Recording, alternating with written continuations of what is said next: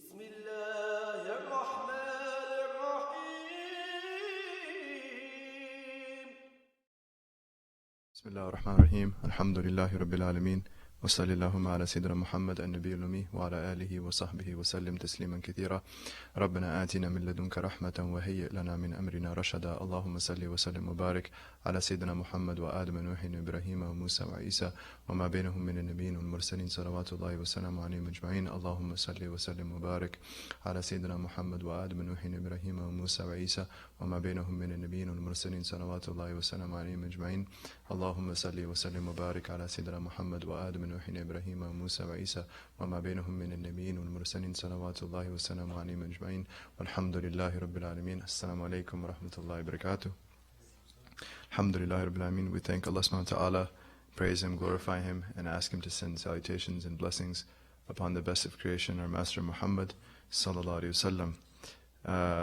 Alhamdulillah, so it's an honor to be here together to continue our study. We're studying the seerah of the Prophet sallallahu alayhi wa sallam, the prophetic biography, and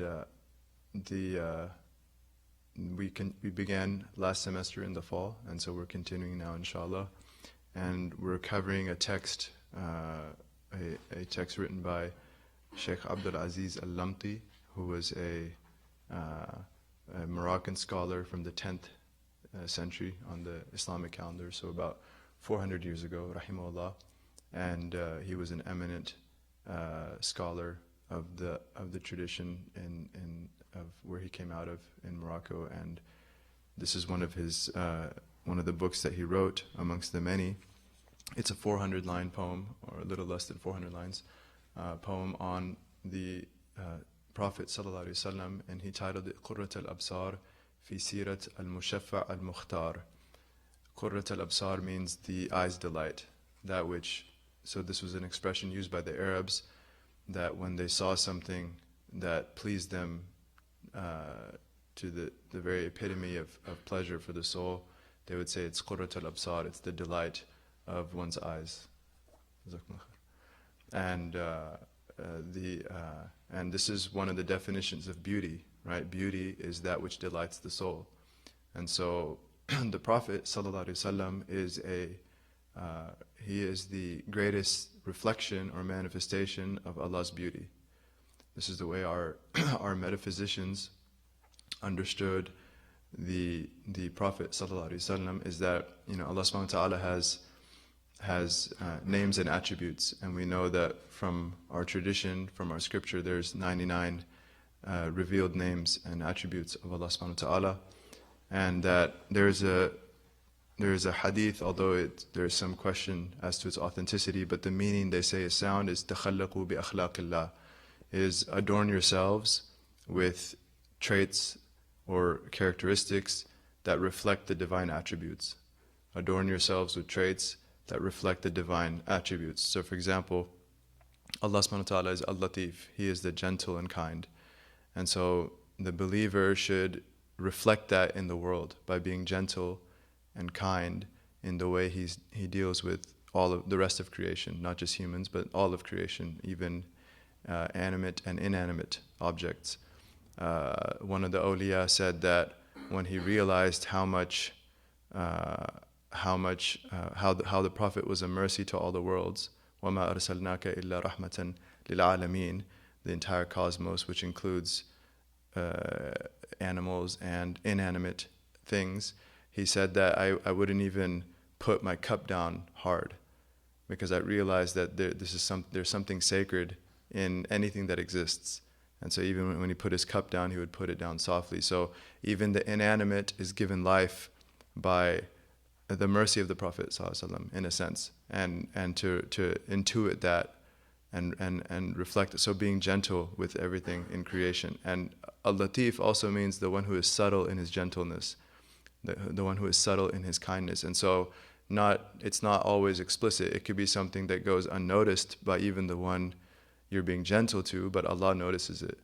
And those are some of the best deeds we can do, are the ones that are not high profile deeds, the ones that are very subtle. And so Allah Ta'ala is Ar-Rahman Ar-Rahim, the most merciful, the most compassionate.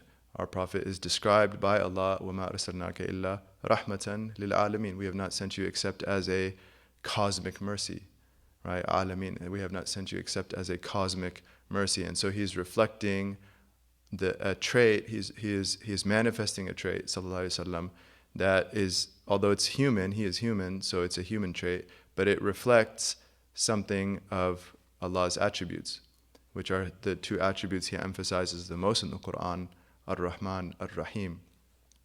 And so this was our Prophet sallallahu alaihi wasallam, right? He was a cosmic mercy and cosmic beauty, and so getting to know him sallallahu alaihi wasallam is nothing but delight for the soul.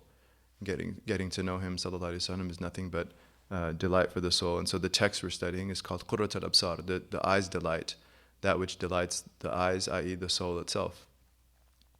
Fi Sirat Al-Mushafah Al-Mukhtar, with respect to the life, the biography, Sira, which comes from a root meaning traveling or journey. Sara Yasiru, like the car is called Sayyara in Arabic. It's the same root. And so when we study his life, we're going on a journey with him. We're entering the journey that he went on, sallallahu alaihi wasallam, and we're accompanying him in his journey. And so we can experience and try to appreciate some of that which he lived, sallallahu alaihi wasallam, his personal events, the events of his life. And then Al-Mushafah, Al-Mukhtar, the two titles of the Prophet sallallahu alaihi wasallam that the author put in the title of his text, which is the one whose intercession is answered, Al-Mushafah, the one whose intercession is answered on the Day of Judgment, Al-Mukhtar, the chosen one, okay, the chosen one. And so he is the chosen prophet. He is the one selected by Allah. All prophets are selected amongst creation to be Allah's ambassadors, but our Prophet ﷺ is chosen even amongst the prophets to be the best of creation, to be the Imam al-Mursaleen, the leader and the head of all the messengers. And that this is manifested, for example, on the night journey, is that he leads the prayer, sallallahu alaihi wasallam, when all the prophets and messengers gather at Aqsa in Jerusalem. He leads the prayer. He's literally the Imam al-Mursaleen, the leader of the messengers and prophets, alayhimus salam, and that his rank is the highest rank. And then so that's a worldly manifestation of his imamate, but the other worldly manifestation is the first term in the Al-Mushafah, is in the context of the afterlife itself. And again, what is the trait that we all seek? What divine trait do we seek in the hereafter? Is Allah's rahmah, right? What divine attribute, what divine name do we beseech the most on that day? Ar-Rahman Ar-Rahim, the one who will forgive us and overlook our faults and flood us, open the floodgates of his mercy. And so, interestingly enough, although Allah needs no means, he needs no intermediaries. All right, Allah subhanahu wa ta'ala is free of need of anything of his creation, but he chooses to bestow that mercy through the Prophet sallallahu alaihi wasallam. That this is the maqam al-mahmud, this is the praiseworthy station of our Prophet sallallahu alaihi wasallam. The dua we make after every adhan is that Allah grant him this praiseworthy station. What's the praiseworthy station? Is that he's the door through which Allah's mercy and forgiveness touches us. The door through which it goes before we are forgiven and we enter paradise, is that the gates of paradise are not opened until he makes his intercession. And so he is mushaffa. He is not only the one granted intercession, but whose intercession is accepted. And this is the way paradise is opened, and this is the way people, and again, it's cosmic. Everyone benefits from that intercession. So even the disbeliever will benefit, because their punishment is lightened because of it, and the fact that judgment starts after it, because the wait was so long and tortuous for even the people who knew that they were going to the fire. They are relieved with the commencement, because it's the most anxiety. It's the most unimaginable anxiety just to wait for judgment to start. And so his intercession, sallallahu alaihi wasallam, benefits even the worst of creation. So words cannot express his rank, sallallahu alaihi wasallam. And of course, he is creation. So our aqidah is not affected by this. Is that Allah is the only divine, and the Prophet sallallahu alaihi wasallam is creation, like everything else in creation. in the fact of being created, but unlike everything else in creation because he's the best of creation, sallallahu alaihi wasallam. And so within the realm of creation, he is the pinnacle and epitome, sallallahu alaihi wasallam. And so this is so we seek to learn about him so that we can tread his path. Ultimately, it's for ittiba. The intention we have is to draw nearer to Allah subhanahu wa ta'ala and to learn how to be like him, which is really to embrace our humanity. Ultimately, it is to learn how to be human and to embrace our humanity, because most human beings do not know how to be human. And this is one of the main functions of all prophets, is to remind us of our humanity. And so, in particular, in our time, I think it can't be emphasized enough the relevance of this. And so when you have ignorant people who have caricatures of the Prophet ﷺ, both in their minds and then even if they manifest it through their art, and then you have more ignorant responses to that. You have responses to that reflect even more ignorance. Both sides dishonoring the reality of our Prophet ﷺ, right? Both sides dishonoring the reality of our Prophet ﷺ. It is upon us to remind ourselves and remind those around us of who he really was, sallallahu alaihi wasallam. And this is primarily through our own states, right? The way that we are, the way that we interact. This is the foundation of that reminder, is to just reflect his personality through the way we are, sallallahu alaihi wasallam. But also, balighu anni walau ayah. He said, convey of me, even if it's just one verse. And so to convey to those, especially when times, the situation is so pernicious and so much harm can ensue because of the confusion on both sides, in the non-Muslim world, in the Muslim world. You have these extreme tendencies that are manifesting in all corners of the earth and causing unimaginable harm. Is that this is painful for the Prophet ﷺ. This is something we have to realize. It pains him the most, sallallahu alaihi wasallam. He says, "Azizun alayhi." Allah Ta'ala says, "Azizun alayhi ma anittum." It's tremendous for him, whatever difficulties you're facing, the vicissitudes that the ummah faces, and humanity at large, it weighs on him. In fact, not just the ummah, the difficulties of humanity weighs on him. And the proof of that is this ayah, "Azizun alayhi ma anittum, harisun alaykum." So it is weighty and difficult for him, the trials and the difficulties that you face. It's heavy for him, the difficulties that you face. Harisun alaykum, he is so avidly concerned for you all. And then Allah Ta'ala says, bil mu'minina ra'ufur rahim. But for the believers specifically, he has a special kindness and mercy. There's a general kindness for all of creation, but there's a special kindness and mercy for the believers. So the third quality in that verse, Allah Ta'ala specifies the believers. Bil mu'minina ra'ufur rahim. For the believers specifically, there is a special grace and kindness and mercy. Meaning the first two attributes are universal. They are for both believers and non-believers. So azizun alayhi ma anittum, how heavy it is. It's so heavy for him, upon him. Your pains, the your there is the universal you. Anittum, all of you, all of creation.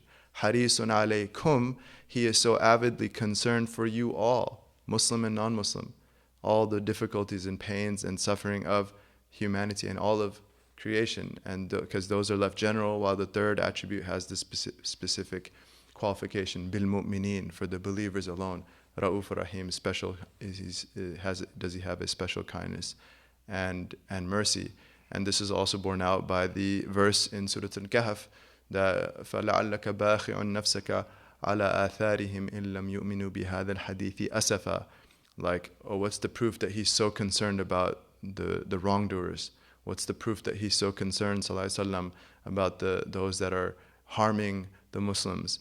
Is that Allah Ta'ala revealed about him, you are almost destroying yourself, ala atharihim, over their traces, in lam yu'minu bihadha al-hadithi asafa, that the traces are when people, they would come to hear the message and they would turn away, rejecting the message. And so as they turned away, those footsteps, the Prophet ﷺ, upon those traces as they walk away, because they're not believing, he has so much asaf, he has so much sadness and concern for them.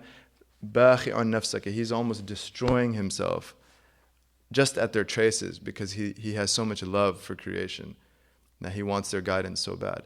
And this is also borne out by the famous hadith that at Uhud, when not just any disbeliever who's rejecting Islam, but the ones who were killing his companions, the ones who ended up mutilating his companions after their death, is that during that, when he himself is wounded, sallallahu alaihi wasallam, and his blessed tooth and the blood is coming out, he's not letting it touch the ground, he's scooping it up. And then the Sahaba ask, why are you doing that? He says, if one drop were to touch the ground, Allah would destroy all of the Quraysh. And those, while they were fighting him and killing his companions. So this is his universal concern and mercy for even the worst elements of creation, of humanity. And then he says, what dua is he making? Allahumma ighfir li qawmi fa innahum la ya'lamun. Oh Allah, forgive my people. See, he still attributes himself to them in terms of they are his people. They are his people. No matter how bad they are, no matter how gross their actions are, they are his people. Allahumma ighfir li qawmi fa innahum la ya'lamun, because they don't realize what they're doing. They don't realize what they're doing. And this is the thing, the people that are speaking ill of the Prophet ﷺ, or even worse, to his ummah, they don't realize what they're doing. Because if they knew who the Prophet was, there's no way they would do that, right? And so this was his attitude towards the situation. And so this is the time before revelation began is called Jahiliyyah, from ignorance. This is a major, we have a crisis of ignorance today. And so in that light, all of us are trying to do our best, inshallah, to do something of reminding ourselves firstly, and then those around us, of the light that he was, sallallahu alaihi wasallam. And that it doesn't take much light to bring light if everything is dark. Right? If the room is dark, it doesn't take a whole lot of light for people to see the light. Even a little bit of light, and it's very noticeable.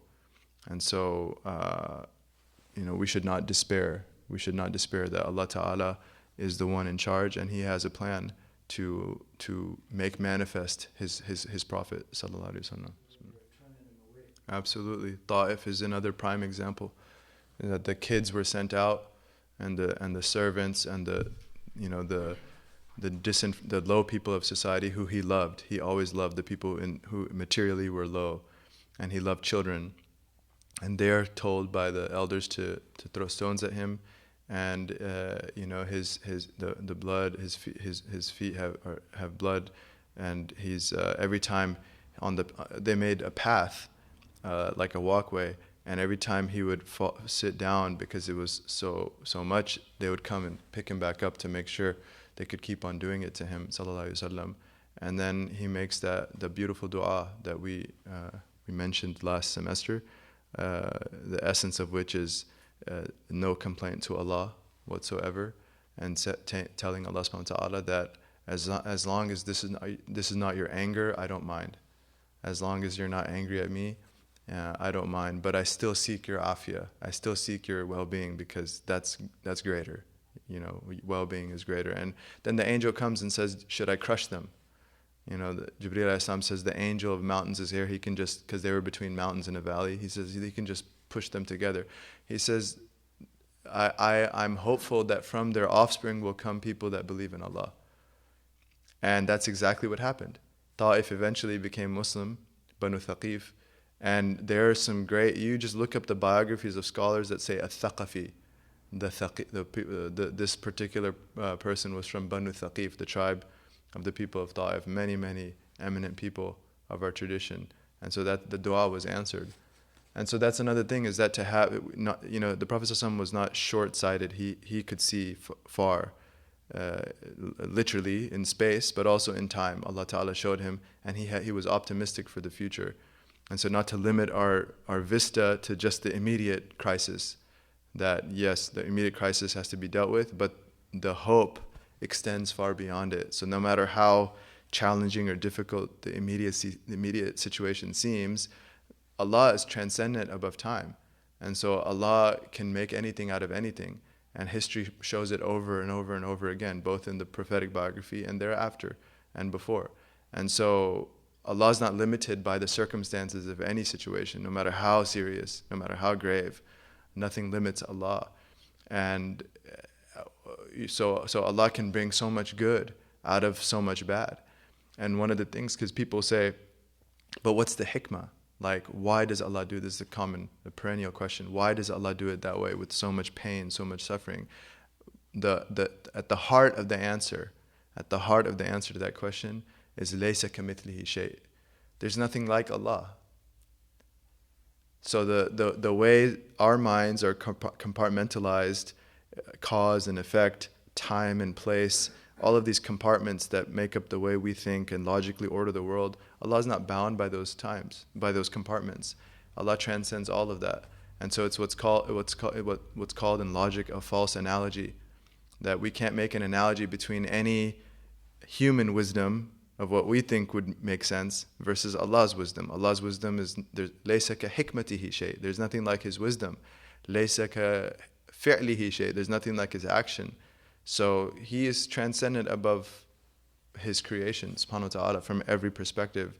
And so that's why the ultimate answer, the Asharis will say, is La yusalu amma yafal wa hum yusalun. He's not asked about what He does, but they shall be asked. So we affirm divine wisdom. We know that eventually, that there is a praiseworthy outcome that Allah Ta'ala creates out of His generosity, but He's not bound by anything, and so He's not asked about what He does, and so this is really, really important, is that not questioning Allah in our hearts even, but submitting, and that doesn't mean we don't struggle, right? There's no dichotomy between internal submission and external action. Externally, we do everything we can to rectify the wrong, but internally we strive to accept Allah's way of doing things. This is really significant. Yeah, that you feel like everyone around you is against you, but everyone around you is not right. Yeah. You still have to just hold on to God and have integrity. Yeah, just be with Allah. Have integrity with Allah. Have integrity with people for the sake of Allah, even if they. So what is the attribute of the Prophet ﷺ? The more ugliness that was shown to him, the more beauty he showed to that. The more ugliness that was shown, it incited even more beauty from him, sallallahu alaihi wasallam. This is the sunnah, and you see it over and over again in all of these examples. And so this is what we have to hold on to, and that's where our dignity is. Our dignity is in manifesting beauty. This is our only dignity. If we relinquish that, we relinquish any claim to anything. We have no dignity. Our dignity is in following Allah and following His Messenger ﷺ, and that's the way of beauty, and ultimately love, the way of love. Yeah. So the incident in Paris is a clear example of responding to something that needs ultimately education. It's an educational problem. Caricatures of the Prophet ﷺ and drawings is just a matter of teaching and showing who he is ﷺ.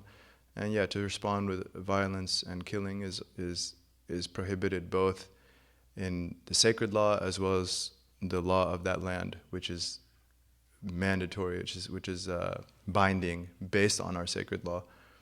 And it's a type of treachery. It's a type of khiyana, because every Muslim that's a citizen in a non-Muslim land or enters with a visa, then that is a contract that they have of mutual security.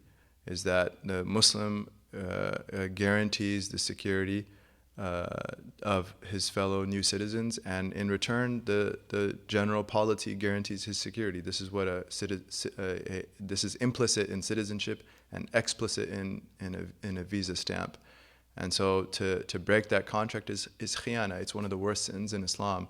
Let alone to do it with murder, which is another one of the worst sins in Islam. And so these are major, major sins.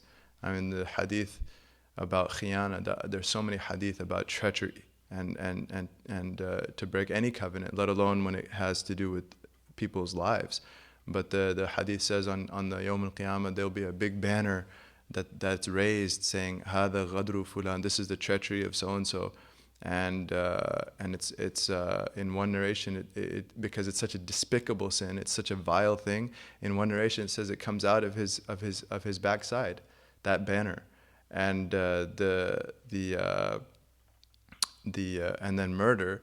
I mean, murder. The hadith says, Hakim narrates in Mustadrak that Allahumma salli ala Muhammad. لا يزال المرء في فسحة في دينه ما لم يصب دما حراما. A person will always have some room on Yawm al-Qiyamah, on the Day of Judgment. He will always have some room to negotiate, to try to,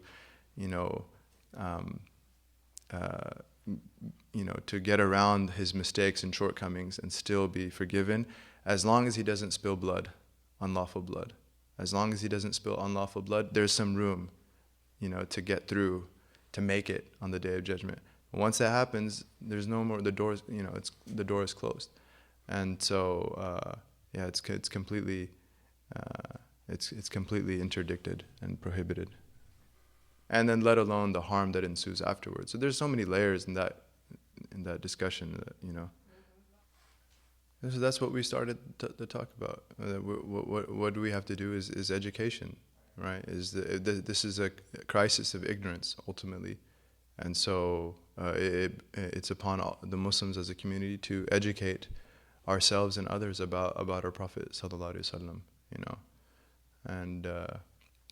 and to condemn criminal activity as we do for any criminal activity, whether done by Muslims or non-Muslims, and whether done by individual entities or corporations or states or whatever. A crime is a crime. And alhamdulillah. So that's our introduction, because I was asked to give a quick intro. And alhamdulillah, we'll return to our poem, inshallah. So this is the section on the children of the Prophet sallallahu alaihi wasallam, and we're concluding this section with the discussion of Fatimah Al-Zahra, right, the youngest daughter of the Prophet sallallahu alaihi wasallam, Lady Fatima. And so the Imam Al-Lamti rahimahullah, he says, وَبِنْتُ خَيْرِ الْمُرْسَلِينَ الصُّغْرَى أَسْمَى نِسَاءِ الْعَالَمِينَ قَدْرًا. And the youngest daughter of the best of all the messengers is the most exalted in rank among the women of this world. And we discussed this.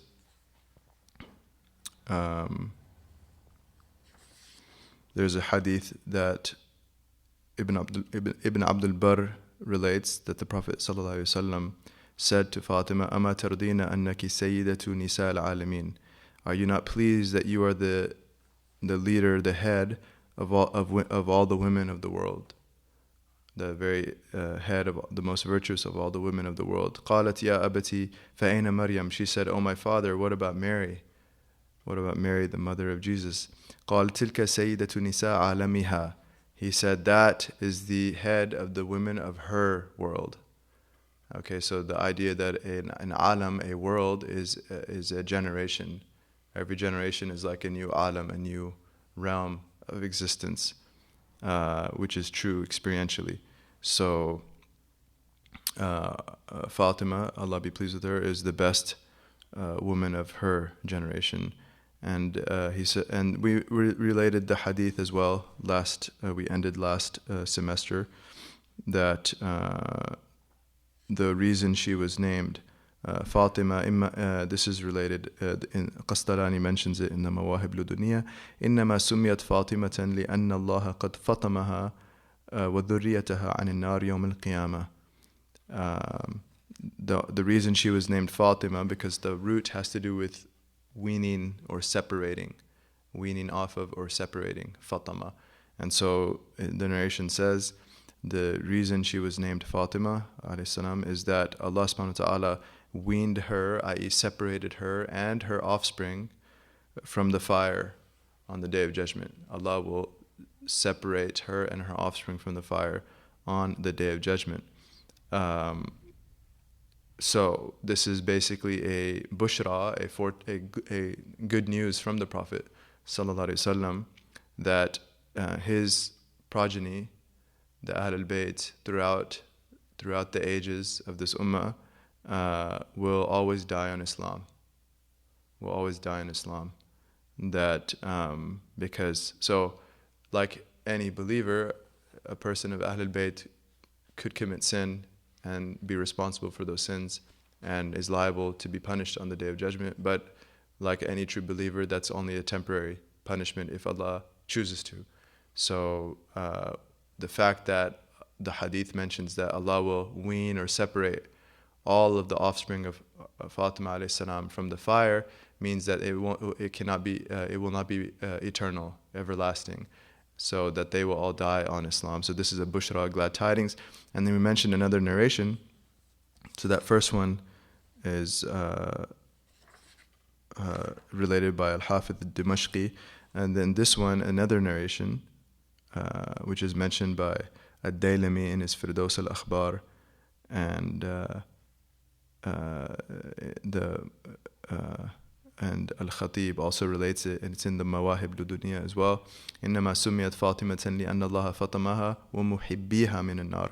That she was named Fatima only because Allah separates her and those that love her from the fire.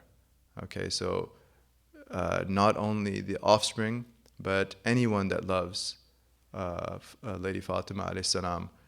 It's a guarantee. Then it's a promise from the Prophet ﷺ. It's bushra, glad tidings from the Prophet ﷺ, that anyone that loves Fatima alayhi salam will die on iman, and anyone that loves Fatima alayhi salam will die on iman. And so, what a tremendous honor.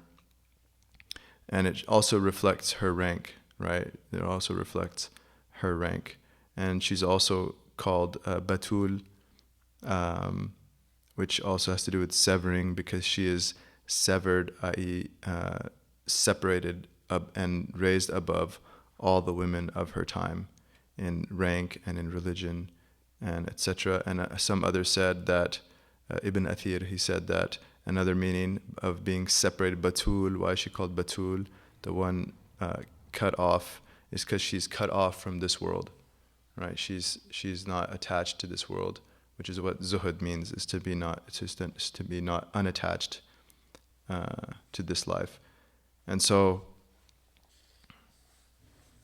and also that all the Ahl Al-Bayt come from her. And this is, if we want to mention two hadith about Ahl Al-Bayt, just to show what that means. This is related by Hakim in his Mustadrak, Inna li kulli bani ab asaba.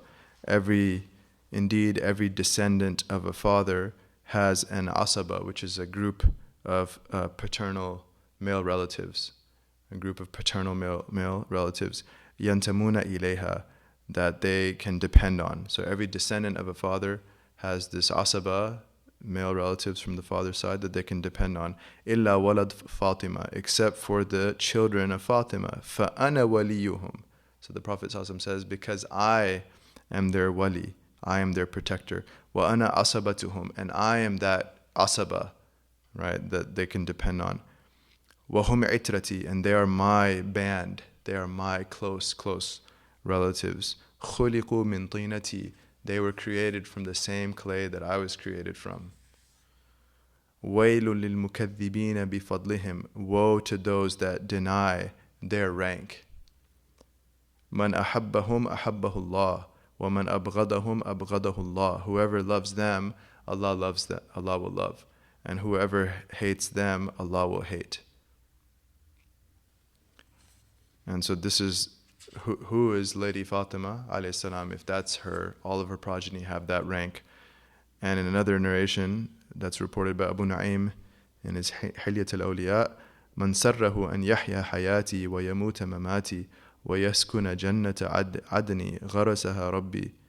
Whoever would be pleased, whoever would be delighted to live my life, the Prophet is saying, sallallahu alaihi wasallam, whoever would be delighted to live my life and die my death, and dwell in the garden of Eden, Aden, prepared by my Lord. فَلْيُوَالِي عَلِيًّا مِّن بَعْدِي, let him support Ali after me. وَلْيُوَالِي وَلِيَّهُ, and let him support those that support Ali. وَلْيَقْتَدِي بِأَهْلِ بَيْتِي مِن بَعْدِي, and let him follow my family, my household after me. فَإِنَّهُمْ عِتْرَتِي, because they are my close relatives, this close band of mutual support. خُلِقُوا مِن طِينَتِي, they were created from the very clay that I was created from. وَرُزِقُوا فَهْمِي وَعِلْمِي, and they were granted my understanding and my knowledge. They have prophetic understanding and prophetic knowledge. فَوَيْلُ لِلْمُكَذِّبِينَ بِفَضْلِهِمْ مِنْ أُمَّتِي, so woe to those of my community that deny their rank. الْقَاطِعِينَ فِيهِمْ صِلَتِي, those who would sever my connection when dealing with them. Right? Those who would sever my connection when dealing with them. لَا أَنَالَهُمُ اللَّهُ شَفَاعَتِي, may God not let them attain to my intercession. May God not let such people attain to my intercession. So the Ahl Al-Bayt in the Sunni tradition is recognized for tremendous rank. And so who do they go back to in lineage is Ali and Fatimah, right? This very profound, the most profound marriage we can imagine. So he says, so this is Lady Fatimah alayhi salam. مولدها في عام أم كان من مقدم الفيل ولما بان لها من الأعوام 15 زوجها حيدرة خير البشر. So her birthday was in the 41st year after the arrival of the elephant. So when the Prophet ﷺ was 41 years old, Fatimah alayhi salam was born in Mecca. And so then when she turned 15, when she reached 15 full years of her life, the best of creation ﷺ married her to the lion, which is Sayyidina Ali. Haydara is his laqab, his nickname, which is the lion. And so this marriage was by Allah's command. In a hadith in Majma' Zawaid, the Prophet said ﷺ, Inna Allah amarini an uzawwija Fatimatan min Ali. Tabarani relates it. Verily Allah has commanded me to marry Fatima to Ali. And Sayyidina Ali was 24 years at the time. 24 years old at the time, and she was 15. Because he became Muslim when he was 10 years old. Sayyidina Ali became Muslim when he was 10 years old. فَوَلَدَتْ لَهُ مِنَ الْأَوْلَادِ بِنْتَيْنِ وَابْنَيْنِ بِلَا عِنَادٍ. She went on to bear for him 4 children, 2 boys and 2 girls without debate. So Sayyidina Ali and Fatima, alayhi salam, they had 2 boys and 2 girls. Al-Hasan al-Husayn thumma Zainabu wa Ummu Kulthum ilayhim tunsabu. Al-Hasan and Husayn, the leader of youths in paradise, and the Rayhana of the Prophet ﷺ, the sweet basil of the Prophet ﷺ. And then Zainab and Kulthum, she is indeed their mother. These are all children of Fatima, Sayyidina Ali and Fatima. وَوَلَدَتْ رُقَيَّةً وَمُحْسِنًا أَيْضًا وَمَاتَ فِي السِّبَا وَدُفِنًا. And she also bore Ruqayya and Muhsin. Okay, so there are 6 total children they had, but Ruqayya and Muhsin both died in infancy and were buried. Imam Zurqani says his name is Muhassin, so there's 2 ways of saying it. Some said it's Muhsin, some said Muhassin. Both have the meaning of creating beauty, which is what the Prophet ﷺ taught us, is to create beauty. And the names are very significant. Al-Hasan, Al-Husayn, Al-Muhsin or Muhassin, they all come from the root of good and beautiful. Hasan is good and beautiful, and Husayn is a diminutive, small, because he's younger, small, good and beautiful. And then Muhsin or Muhassin, the one who creates beauty and goodness. And this is that's at the heart of the Islamic ethos. The heart of the Islamic ethos is to be and bring beauty to the world, to be beautiful and to create beauty, and which is good as well, virtue. So ثم ابن جعفر بنى بزينب فولدت له علي وحبي.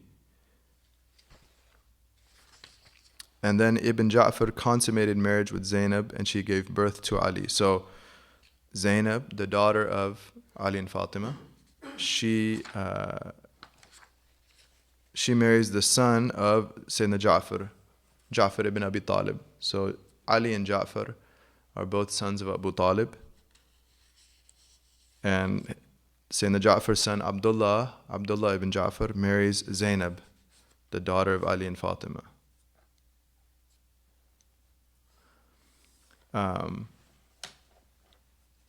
So Abdullah ibn Ja'far, he actually was first married to Kulthum, okay, the sister of Zainab.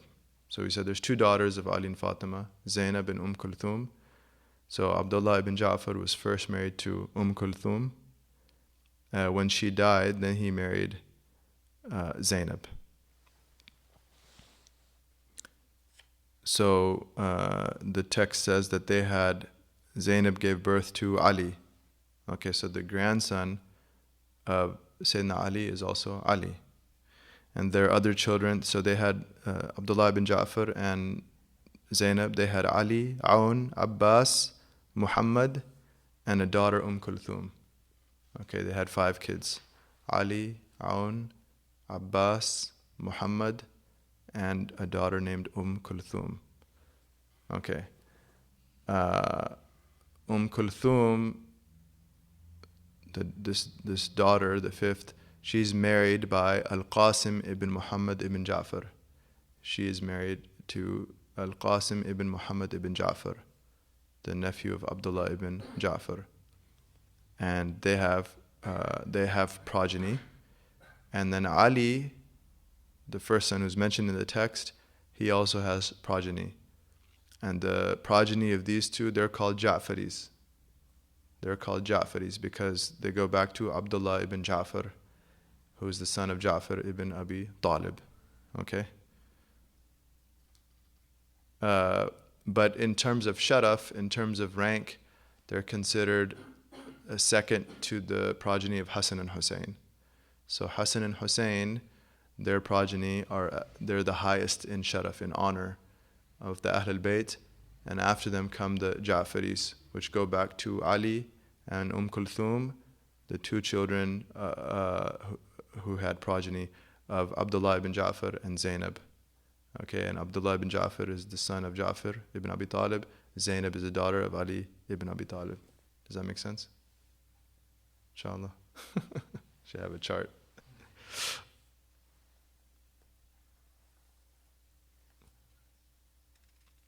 So, because he's going to continue now.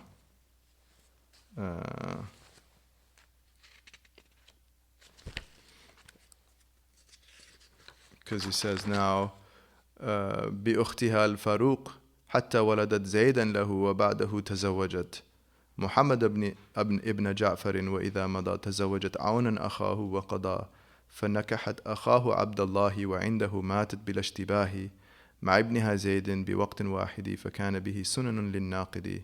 Okay, so he's going to talk about other marriages that take place. Who are the 4 kids of Sayyidina Ali and Fatima? No, of Ali and Fatima. Hassan, Hussein, and then the 2 daughters, Zainab, Kulthum. Okay, and we said Zainab married whom? Abdullah ibn Ja'far. Zainab married Abdullah ibn Ja'far. They had 5 kids, but we said 2 of them had progeny, Ali and Kulthum. There was also Aun, Abbas, Muhammad, but they did not have progeny. So Ali and Kulthum, the children of Abdullah ibn Ja'far and Zainab, had progeny. They're called Ja'faris, but in Ahl Al-Bayt, they're second to the progeny of Hassan Hussein. طيب. We said Abdullah ibn Ja'far, before he married Zainab, he was married to her sister Kulthum, the second daughter of Ali and Fatima. Okay, but he's the 4th husband of Kulthum. Abdullah ibn Ja'far was the 4th husband of Kulthum. So who did she marry first? That's the next line.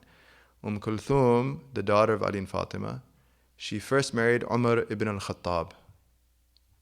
Okay, she first married Umar ibn al-Khattab. So Sayyidina Ali married his daughter to Umar ibn al-Khattab, which is very significant for those that want to say that there was some animosity or something. You don't marry your daughter to someone that you hate. You marry your daughter, you give your daughter to someone that you love and trust a lot.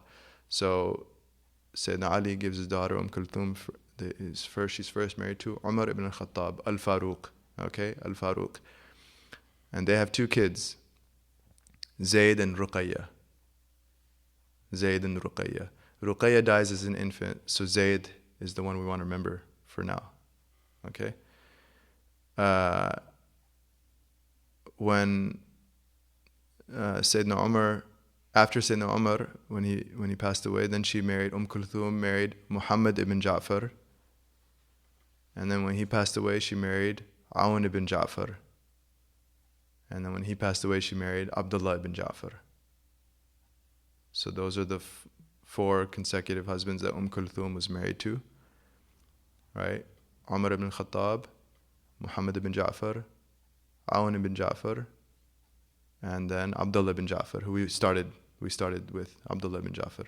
Because then she died, and then Abdullah ibn Ja'far married her sister Zainab, and then we talked about their progeny. So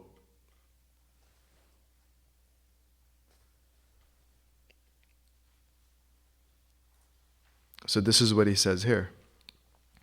Line 169, and Al-Faruq was blessed to marry her sister, which is Kulthum, who would give birth to his son Zaid. Okay, that's the son we want to keep in mind right now.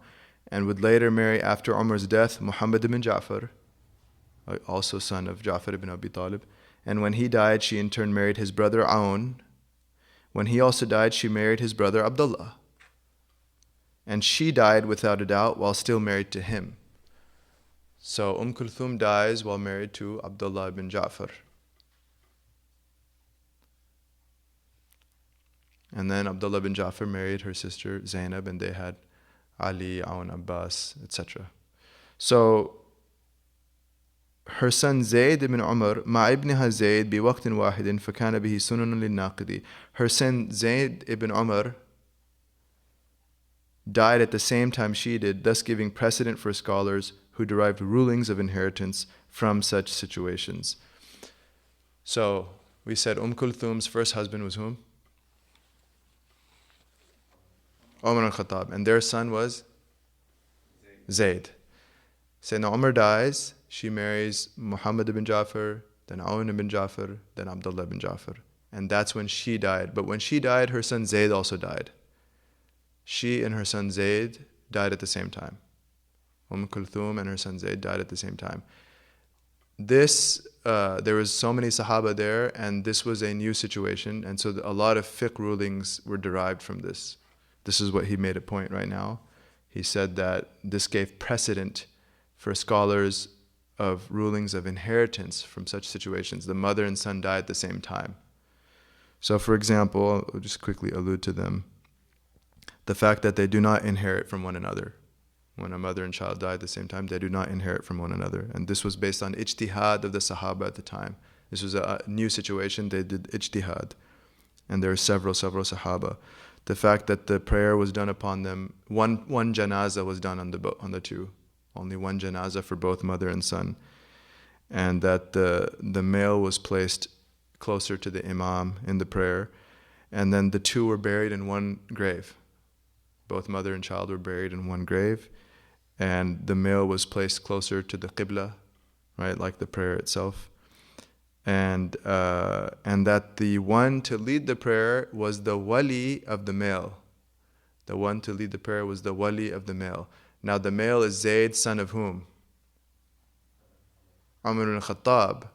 Okay, so he's from Sayyidina Umar, because it goes by the father. The walaya, So who leads the prayer? Abdullah ibn Umar.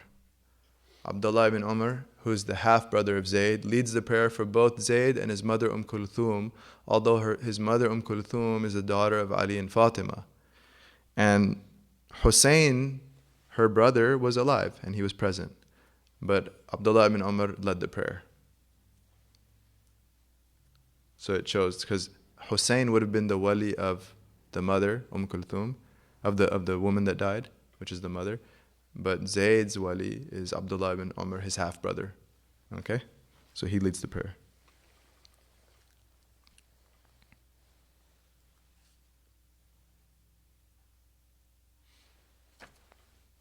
نعم.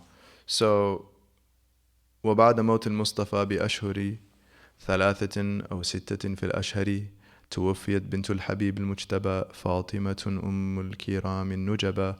And a few months after the chosen one's death, either 3 or 6 according to the strongest views, the chosen and beloved's daughter died, the mother of distinguished nobles, Fatima. So, Lady Fatima, alayhi salam, she died a few months after our Prophet died, sallallahu alaihi wasallam. And some say 3, some say 6. And a 6 is the stronger opinion. Okay, 6 months after the Prophet died, sallallahu alaihi wasallam, Fatima died. And in fact, they say that it was from the overwhelmingness of the tragedy of losing her father that made her sick. So she was ill for those 6 months from just the grief of the parting from her father. The love was so much between the two, and so this is what led to her own passing. And the Prophet foretold of it, a famous hadith in which he whispered something to her ear and she cried, and then he whispered something again to her ear and she laughed. And Aisha asked what it was, and she said the first time he said that he's going back to his Lord, and so I cried. And then he called me again, and the second time he whispered that I would be the first to join him, and so I laughed. And so she joined 6 months later out of grief from missing him, sallallahu alaihi wasallam. And this also is one of the explanations. There's a long discussion we won't get into right now, but one of the explanations as to why Sayyidina Ali was sort of absent politically in those first few months, right? When Sayyidina Abu Bakr was he was given bay'ah, and Sayyidina Ali gave bay'ah. One narration says right away. There's a hadith that Sayyidina Abu Bakr, when he went up to give khutbah, he says, "Where's Ali?" And he had him come, and then he asked him, and Sayyidina Ali gave him his bay'ah, his allegiance right then. And another narration, 6 months later, he gave bay'ah. And so the way it's reconciled, according to some ulama of Ahl Sunnah, is that it wasn't that Sayyidina Ali was upset or not. He was tending to Fatima.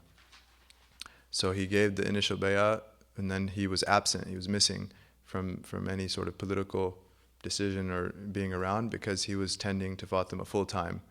And then when she passed, alayhi salam, he renewed his bay'ah. This is according to one opinion to reconcile these narrations, is that he renewed the bay'ah, and then he was present, active again. Karamallahu wajh.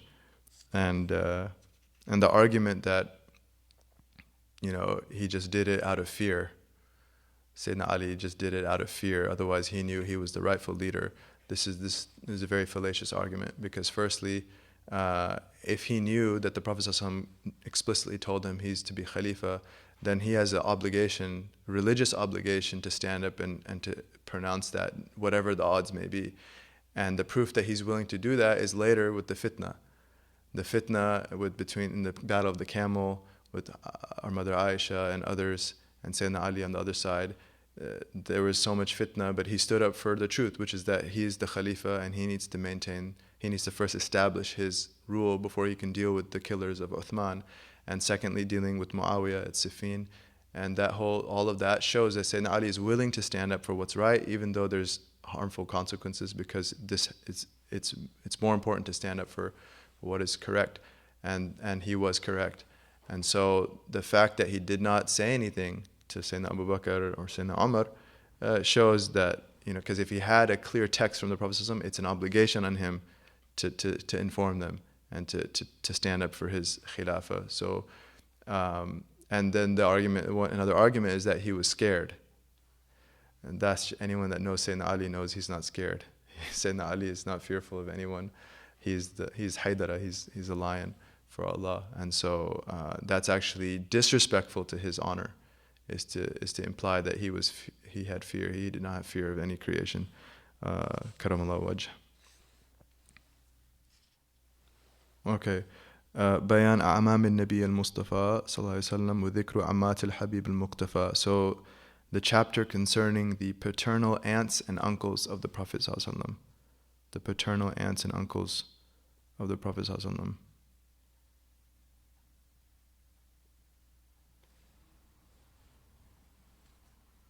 So do we have questions? Or should we continue or do some questions? Continue, inshallah. So just give me a cue when to wrap up for Q&A, inshallah.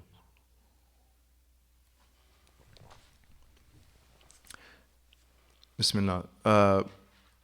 Elucidating the paternal uncles of the chosen one and mentioning the beloved exemplars, aunts, we say,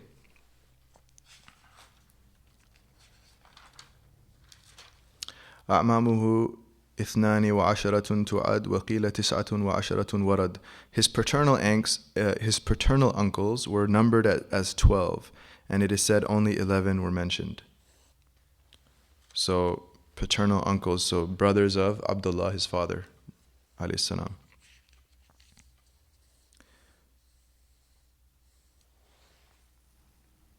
And the correct opinion is 12. The stronger opinion is 12.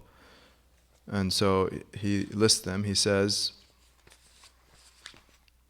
Al-Haarith Zubair wal-Muqawwim wa Abdu Ka'batin dirarun Kutham.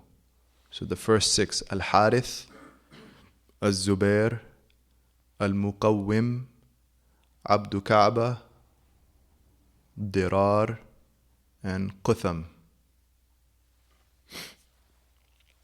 Al-Haarith is the oldest. He's the oldest son of Abd Al-Muttalib.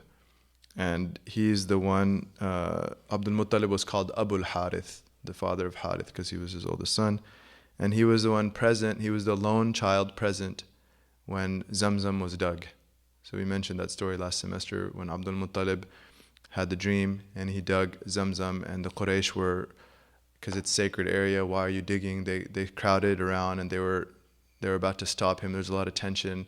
And Harith was the only son fending them off so his father could dig until he finally found Zamzam, and then they were happy. And that's when he made that dua to Allah that if he gives 10 sons, he'll sacrifice one of them. And then of course Abdullah was the 10th, the father of the Prophet ﷺ, and that story of the sacrifice, and he ended up doing camels instead, 100 camels instead. So Harith was the one there, and he died in his father's lifetime. His mother was Safiya bint Jundub, and he had many children. Harith had many children. Abu Sufyan is one of them. And Abu Sufyan, so he's a cousin of the Prophet ﷺ, and through most of the seerah, he is against the Prophet ﷺ. Abu Sufyan ibn Al-Harith. This is not Abu Sufyan ibn Harb, the well-known Abu Sufyan, who was also against the Prophet ﷺ throughout seerah. This is Abu Sufyan ibn Al-Harith, his cousin. But he eventually became Muslim, and so he's a companion. Other children of Al-Harith, Nawfal, Rabi'a, Mugheerah, and Abdullah. Okay, they're all Sahaba. Abu Sufyan, Nawfal, Rabi'a, Mugheerah, and Abdullah. These are all children of Harith, cousins of the Prophet ﷺ, and they're all companions. And Nawfal's son, the Arabs do this a lot. Nawfal named his son the name of his father. So what's his son's name?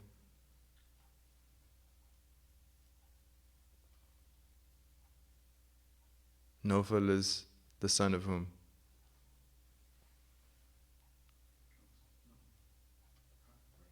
Yeah. So his son, what's his name?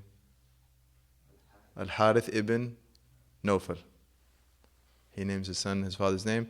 Al-Haarith Ibn Nawfal is also a companion. Okay, he also has that rank. Allah be pleased with them all. So that's the first uncle of the Prophet ﷺ, Al-Harith. The second uncle is Zubair. And this is obvious. This is not the companion, Zubair ibn al-Awwam. This is the uncle of the Prophet ﷺ, Zubair ibn Abd Al-Muttalib.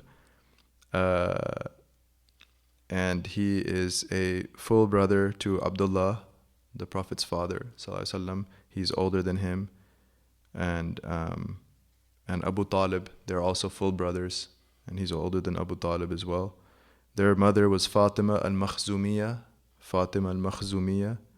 and Zubair was one of the notables of Quraysh. He was the head of Banu Hashim, and he was a poet, very intelligent. His son is Abdullah. He has a son, Abdullah, who was a companion, and he remained steadfast on the day of Hunayn. Okay, so the day of Hunayn, if you recall, towards the end of the seerah, against Ta'if, this is with Ta'if, that many of the Sahaba fled, and the Prophet ﷺ remained steadfast, and he called first his family, and he had many relatives there that remained steadfast with him. So amongst them is his cousin Abdullah, the son of Zubair, who is not Abdullah, the son of Zubair ibn al-Awwam. That's a different one, who defended Makkah or was killed in Makkah. The third uncle, Al-Muqawwim, and he's the full brother of Hamzah. Okay, he's the full brother of Hamzah. And their mother, they have a different mother, is Hala bint Wahab. Hala bint Wahab, who is the cousin of Amina bint Wahab. Okay, so Hamzah and Muqawwim, their mother is the first cousin of Amina, the mother of the Prophet sallallahu alaihi wasallam. Okay, the next uncle is Abdu Kaaba, and he's also a full brother of Abdullah. So Fatima, their mother is Fatimah Al-Makhzumiyah. And then Dirar,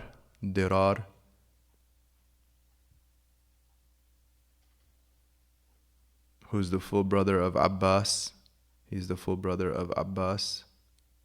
And their mother's name is Natla bint Janab. And then the next uncle is Kutham. He's the full brother of Harith, the oldest one. He died as a young boy. Kutham died as a young child. No, those are the uncles. That line, the next line, he mentions two more uncles. كَذَا الْمُغِيرَةُ مَعَ الْغَيْدَاقِ. Al-Mughira is the seventh uncle. And then Ghaidaq. لم يدرك الإسلام باتفاق. So none of these 8 uncles reached Islam. None of them were alive when the revelation began. Okay, so they're Ahl Al-Fatra, they're people of the time between prophets. These 8 uncles.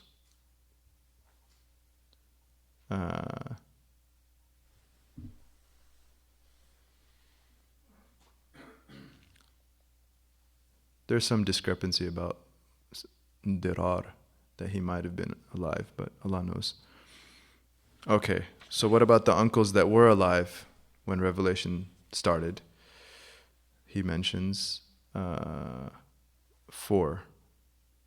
He mentions 4, because we did 8, now there's 4 more. So the 4, these are the well-known ones in the seerah.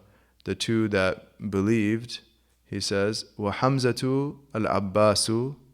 So those are the 2, Hamzah and Abbas. They're the 2 that, 2 paternal uncles that were alive after revelation. They both believed. They're eminent companions. عند العلماء قد أدرك البعثة ثم أسلم, which is what we just said. لكن أبو طالب مع أبي لهب قد أدرك البعث وما نال الأرب والعياذ بالله. Then the other 2 who were alive when Islam began but did not accept are Abu Taalib and Abu Lahab. So that now with and of course real quickly, just Hamzah, he's Sayyid al-Shuhada. That's enough that's sufficient to apprise us of his rank. He's the master of all martyrs, and he was very beloved to the Prophet ﷺ. Sayyidina Hamzah, he was actually given milk by Thuwayba, the wet nurse of the Prophet ﷺ, and so they are also brothers by nursing. He is 2 or so years older than the Prophet ﷺ, Sayyidina Hamzah. And like we said, his mother is the first cousin of the Prophet's mother. Hamza's mother is the first cousin of the Prophet's mother. Hala bint Wahab, first cousin of Amina bint Wahab. And so there's also a maternal connection between them. There are second cousins through their mothers. And we know he was martyred at Uhud, and very, very painful for the Prophet ﷺ, to the extent that the one that did it, Wahshi, even when he became Muslim and the Prophet ﷺ accepted his shahada, he's a companion, but he couldn't look at him. He sat him down once to ask him what happened. He described how he killed Hamzah, and then he turned his face and he wouldn't look at him anymore because it pained him so much. So it wasn't a grudge in his heart, hasha, but it pained him, sallallahu alaihi wasallam, so much. So, and then Abbas, also tremendous love between the Prophet and him, sallallahu alaihi wasallam. And he hid his Islam for many years in Mecca, but right before Fath Mecca, he was on his way to Medina, so he gets the reward of Hijrah. Sayyidina Abbas did leave for Hijrah while they were coming for Fath Mecca, and so he has that. He is included in that rank. And then Abu Lahab, we know he's perished by the text of the Quran itself. It's clear, explicit, and his wife as well, Jamil, and they were vicious enemies to the Prophet sallallahu alaihi wasallam. Abu Taalib, you know, he had there was a tremendous love between him and the Prophet sallallahu alaihi wasallam, and he did so much for the Prophet sallallahu alaihi wasallam, protected him politically, supported him, sacrificed with him. He went out when the sanctions were against them for 2 to 3 years in his Shi'b, the Shi'b of Abu Talib, the valley or the area where they retreated to, and he was with them, although he was not Muslim. So he is, but the stronger opinion in Ahl Sunnah is that he did not become Muslim. This is the stronger opinion. The dominant opinion in Ahl Sunnah in all 4 schools is Abu Talib did not become Muslim. There is a narration, because on his deathbed, the Prophet ﷺ said, "Give me one word, and I will take care of you on the Day of Judgment," or something along the kama qal, close to that meaning. And he wanted just him to say La ilaha illallah. And the Quraysh were there telling him, don't leave the religion of your forefathers. And so he was hesitant. So then the Prophet ﷺ didn't hear it, and he turned away and walked. And then Abbas was still there, and he looked up and he said, "I heard him say it." Abbas, his brother, said, "I heard him say it." He said he just said it, and the Prophet said, sallallahu alaihi wasallam, "I did not hear him. I did not hear him." Now that narration is weak. Okay, that narration is weak. So the dominant position of the Ahl Sunnah, they did not take that into account, because there's many verses of the Quran that would seem to indicate, right, not explicitly but implicitly, إِنَّكَ لَا تَهْدِي مَنْ أَحْبَبْتَ وَلَكِنَّ اللَّهَ يَهْدِي مَنْ يَشَاءُ, that you do not love whom you guide, but Allah guides whomever He wills, and other texts. And there's even hadith about Abu Talib being punished. It's a sahih hadith. And so the general dominant opinion that the Sunnis took was that he's not saved. But having said that the narration of Abbas exists, and it's not completely fabricated, it's just weak. And there are some of the ummah that Allah disclosed, they say. So some Sunnis actually do believe that Abu Talib is saved. It's not an outward, it's not something through their fiqh ijtihad, but just something, a meaning Allah gave to some people in their hearts. And so Allah knows, it's Allah's affair. Bismillah. Obviously, if he took the shahada before he died, then he's saved. So Allah knows his state. But the dominant opinion that is usually mentioned is that he did not, because on the outward he didn't.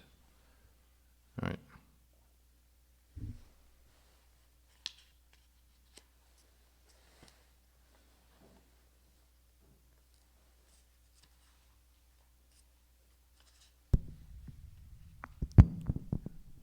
would this be probably a good time maybe to Bismillah, take some inshallah. questions? Inshallah. Bismillah.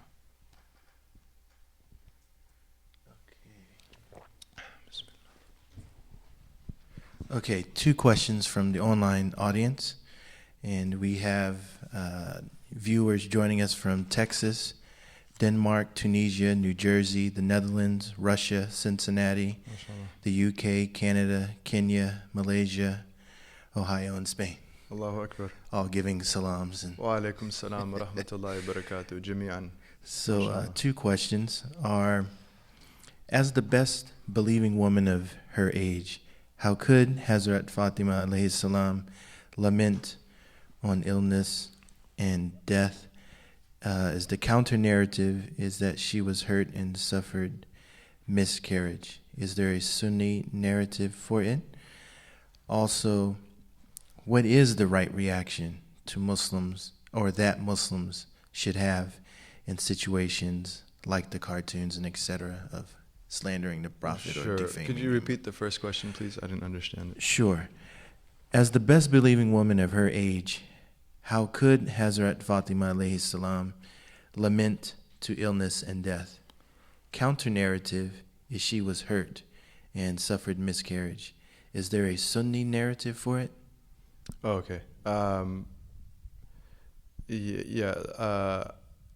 I'll double check.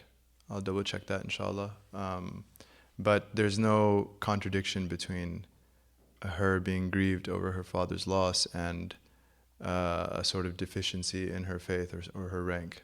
There's no, because it's not just any person; it's the best of creation. And so there's people in this ummah who literally they died out of love for him, sallallahu alaihi wasallam. There's actually people, they're recorded in our books, that their longing for the Prophet sallallahu alaihi wasallam overwhelmed them so much it caused physical illness, and they passed away from that. And so it is actually a reflection of her virtue, is that her intensity, the intensity of her longing for her father and her wanting to be with him, right, ultimately. So that is a spiritual virtue. But as for the narration of the miscarriage, let me double check, inshallah. Second part was, again, proper response. Bismillah. So, obviously we condemn any crime, right? Any crimes that are committed are condemned. Our Prophet sallallahu alaihi wasallam, caricatures and then misrepresentations or any sort of drawings of the Prophet sallallahu alaihi wasallam are problematic for us, and so it's a matter of teaching. It's a matter of informing people of how sacred he is to us, and how like in this country, freedom of speech has limits. So you can't mock someone's race without there being repercussions. You can't mock the pains that a people have suffered without there being repercussions. There are certain words you can't use, racial slurs or references to traumatic events like the Holocaust or whatnot. You can't mock those because those are sensitive to people's very identity, right? They're sensitive to people's very identity. And so while there is freedom of speech, there's also limits because of decency and integrity and moral and respect for different peoples. And so it's a matter of teaching those that are misinformed about how we identify with our Prophet ﷺ, more so than others with their races and with the tragic events of their histories. And so, but at the same time, it happened in the time of our Prophet ﷺ, that they took his blessed name Muhammad, and which means the one who is praised much, who is praised a lot, and they turned it into its opposite meaning, mudhammam, the one that is blamed a lot. And then they would write all this poetry condemning mudhammam and mocking mudhammam. And when our Prophet heard of it, sallallahu alaihi wasallam, it's a sahih hadith, he said, "Ala ta'jabuna kayfa saraf Allahu shatma Quraysh anni," or kama qala. Isn't it amazing how Allah diverted the insults of Quraysh from me? He said, شتموا مذمما وسبوا مذمما وأنا Muhammad. He says that they curse Mudhammam and they insult Mudhammam and they revile Mudhammam, but I'm Muhammad. Like, that's not me. And so we need to remember that while it pains us, anyone making a drawing or something about our Prophet ﷺ or mocking him ﷺ, and we want to correct that, we need to remember that it's not him that they're mocking sallallahu alaihi wasallam. It's whatever ignorance or even vileness in their own minds and in their own hearts they're just projecting onto paper and putting the label of our Prophet's name. And so that's not our Prophet sallallahu alaihi wasallam. And inna Allaha wa malaikatahu yusalluna ala nabi, like, it's not going to affect his rank. All the angels are sending salutations on him at every moment, and Allah himself is sending salutations on him at every moment, and so his rank is just fine. But it's more of we need to educate ourselves and others about who he was. And again, light is light. When a person sees light, as long as they don't have cataracts or some eye disease, they can see light, and the soul seeks light. So Allah will do his affair of guiding whom he wills and leaving astray whom he wills. And so, we don't have the burden of convincing anyone of anything. All we have to do is show the light that we are seeing, reflect that light. But at the same time, there's a problem. There is this extremist reaction, and this is neo-Kharijism, right? This is something that happened in our history, the Khariji tendency in our history, and so we have a duty to condemn that and to educate Muslims of the Sharia, of what our law says, and the rights of all people, the rights of fellow citizens, the rights of Muslims and non-Muslims, the rights of the human family, which is something that is from the Quran and Sunnah. There's not some sort of innovation, Western innovation of our time. No, this is something from our tradition. So it's a massive crisis of ignorance, and so the response is a massive effort of education. Wallahu a'lam. Absolutely. Yeah, poetry was the most effective way of convincing people of entire societies, not just individuals. They would use poetry, and people at war would put their arms down and stop fighting, or people at peace would start fighting. Poetry could be used to attain any objective, and that's the thing. Again, I think a lot of times this whole political Islam, politicizing of Islam, is basically taking Allah out of the picture. And taking the akhirah out of the picture. So we have to do it on our own, and we have to attain it in this life, in this world. There's no concept of we're planting seeds for the akhirah, and Allah's writing history. And ultimately, it's Allah who is doing whatever He's doing, and human being, we're all just means. So the Prophet ﷺ, he worked, he gave everything he had to serve Allah in this world, but he didn't have the burden on his own person. He knew Allah is taking care of his affairs, and so that this is Allah's affair. Like, if we lose tawakkul as an ummah, then you see what happens. And that there's just basically the last thing on the list of political Islam's agenda is relying on God, and that's not Islam. Islam is the whole way is relying on God, and we're just moving our limbs, trying to serve the best of our ability. So, it's there is a spiritual crisis at the heart of it as well. There's a spiritual crisis at the heart of a lot of this mess.